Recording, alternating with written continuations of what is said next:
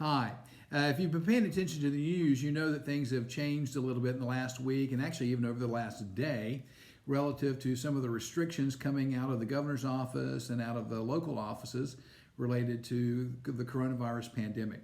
So on behalf of the pastors and elders, just want to give you a quick update on what is going on relative to those restrictions and how it will likely play out over the next number of weeks and how it will affect you and affect us in terms of things that we do at the church.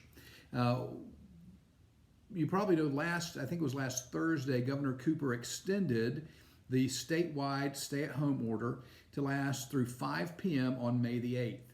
And that is currently still the case. And then his thinking is that, assuming things are going well at that point, he will begin a 3-phased reopening of the state, so to speak, starting then on May the 9th. And just yesterday, Mecklenburg County announced that today they're allowing the Mecklenburg County order to expire, and Mecklenburg County will simply go with whatever is happening at the state level. So all of North Carolina, including Mecklenburg County, will be under the same order beginning today. And so just to update you on that, the stay-at-home order for the state, which is a little less restrictive than the stay-at-home order for Mecklenburg County, will stay in effect through 5 p.m. on May the 8th. And then on May the 9th, if nothing has changed, the governor begins phase 1 of his reopening plan. And while his thinking on this is subject to change, right now the intention is that phase 1 would be a slight easing, not really a lifting, but an easing of the stay-at-home order, allowing travel for more things and allowing different types of businesses to open. It would allow clothing stores, sporting goods stores, bookshops, houseware stores, and other retail outlets to open beginning on May the 9th. It would reopen parks that have been closed during this time, although playground areas will remain closed. But the main thing that relates to us, as in terms of gatherings at the church, is it continues to keep in effect, phase 1 will continue to keep in effect a limit of no more than 10 people per public gathering. And so, and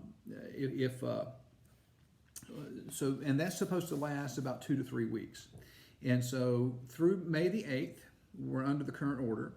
After May the 8th, for the next 2 to 3 weeks, a few more things will open, a little bit more travel will be allowed, public parks will reopen, but we will continue for the 2 to 3 weeks after that to somewhere toward the end of May. We'll continue to have a limit of 10 people per gathering throughout the state. After that, phase 2 will begin, again, 2 to 3 weeks after the end of phase 1. Phase 2 completely lifts the state stay-at-home order, although it continues to encourage vulnerable populations to be careful and probably to stay at home.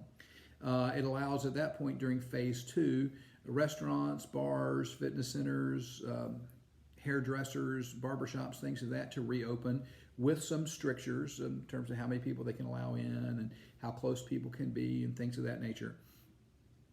It also will allow, and this really affects us, will allow gatherings at places of worship with more than 10 people, but still with a reduced capacity. And we don't know what that number is yet.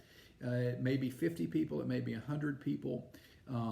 But during phase 2, which is not likely to begin until somewhere near the end of May, during phase 2, we can have larger gatherings of the church, but not just full-size gatherings of the church. And so we'll wait to hear what those numbers are.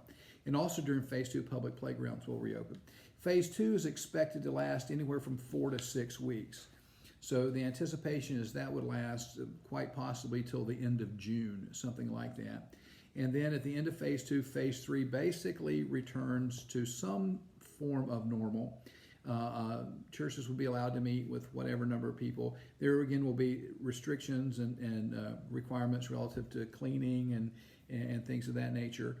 But things will ostensibly return to some sort of normal by phase 3, with still a lot of protections in place, particularly for the elderly and those with diminished immune systems.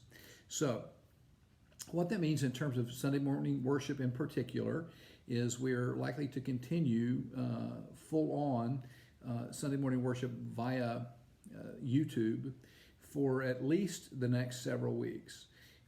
probably 3 to 4 weeks, 4 to 5 weeks from now, till somewhere toward the end of May at the earliest. Possibly toward the latter part of May, we may be able to have public worship services with more than 10 people, although not a normal size public worship service. Possibly 50 people, possibly 100 people. We don't know how many yet.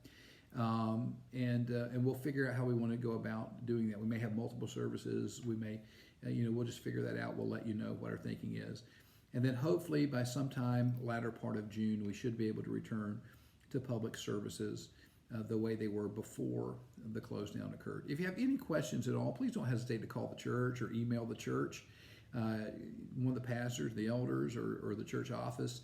We'd love to help any way we can. Again, if you need anything still, if you need help financially, if you need help with food, if you need help getting things because you still aren't able to get out, please let us know. We've got people in place to help with that. We've got resources in place to help with that. We love you. We're your church family. We want to be here for you. So let us know if you need anything, and look forward to, before terribly long, seeing you in person at the building of Resurrection Church soon. God bless you.